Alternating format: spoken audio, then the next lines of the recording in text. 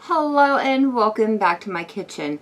Today I'm going to be making the Swedish meatballs from the Betty Crocker Lost Recipes cookbook, and the ingredients I'll be using are some ground pork and ground beef, panko breadcrumbs, finely minced onion, 1 egg, freshly minced parsley, some salt and pepper, Worcestershire sauce, and a little bit of milk. And then for the gravy, you'll need 2 cups of water, some sour cream, butter, flour, and then in here I have salt, pepper, and some paprika.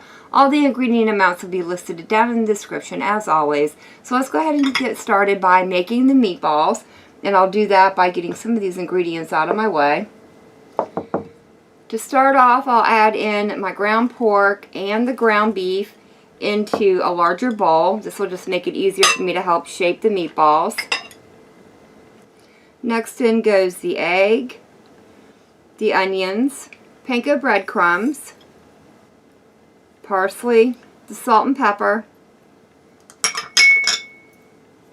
the Worcestershire sauce, and the last thing to go in is going to be the milk.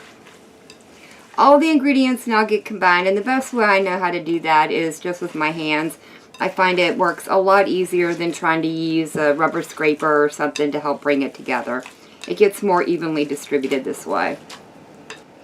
After I got the meatball mix mixed, I went ahead and rolled them into roughly 1 to 1.5 inch size meatballs. I've placed them on a wire rack that I've lightly sprayed with a little bit of cooking spray, and then I'll be cooking these in the oven on 350 degrees for about 20 to 25 minutes, or until they're cooked all the way through. If you don't want to do them in the oven, you can certainly do them on the stove. Just put them into a frying pan and fry them for about 8 to 10 minutes on each side until they're lightly golden brown all around and they're cooked all the way through. While I'm waiting for the meatballs to finish cooking in the oven, I've gone ahead and melted the butter in my skillet, to which I'm going to add in the flour and also the paprika, the salt, and the pepper. This is just going to get stirred together and allowed to cook for about a minute or so, just enough to cook out that raw flour taste. The next thing to go in is the water, and I'll just slowly whisk this in. I'm using cold water. I find that it makes a less lumpy gravy when I do it that way versus adding in a hot liquid. Once the sauce thickens and starts to boil, drop the heat down and then slowly start adding in all of the meatballs. Now that I have all the meatballs in, I'm going to allow this to simmer on low for about 8 to 10 minutes. Once these have simmered for about 10 minutes, the last step is to add in the sour cream. Now that I have the sour cream completely mixed in, I just want to gently heat this for about another minute or so to allow it to come back up to temperature. This would also be a good time to taste it. Make sure it's got enough salt and pepper in there for your taste. This does need a little bit more salt, so I will be adding some more.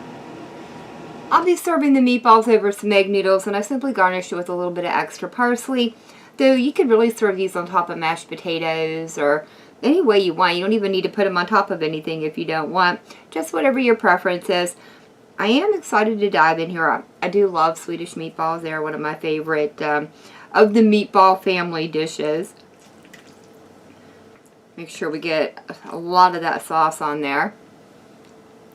The meatballs themselves aren't that bad. It's a pretty good meatball overall. It definitely needs more salt, but it's also missing something. Just, I'm not sure if it's garlic or another herb, seasoning or herb that needed to go into them, but they don't have quite that classic Swedish meatball taste that I normally associate with them. As for the gravy itself, it's very bland. I think instead of using water, I would definitely use some beef stock just to help bring a little bit more depth of flavor into it.